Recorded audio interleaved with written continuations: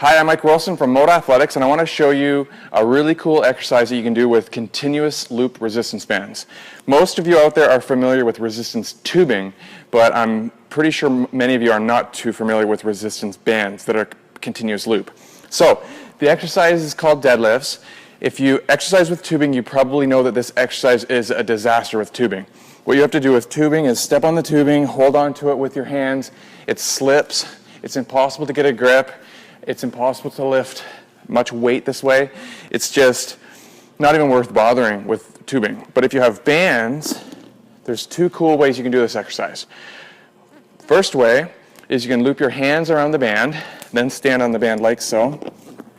And then since the bands are looped on your hand, you get a really good grip. You can lift a decent amount of weight, and you can perform this exercise properly. Now, if you really want to get serious with your deadlifts, you can get a dowel, like so, loop your resistance band around the dowel, and then your hands can be either inside of the band, like so, or outside. It really doesn't matter. I'll keep my hands inside. And then from here, if you step on the band, you can perform this exercise like you were doing it with the barbell.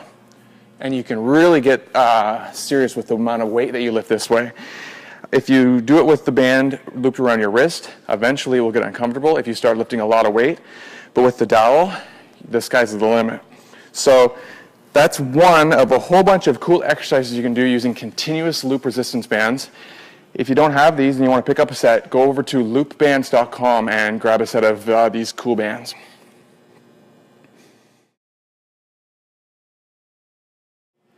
Hi, I'm Mike Wilson from Mode Athletics, and I want to show you a really cool exercise that you can do with continuous loop resistance bands. Most of you out there are familiar with resistance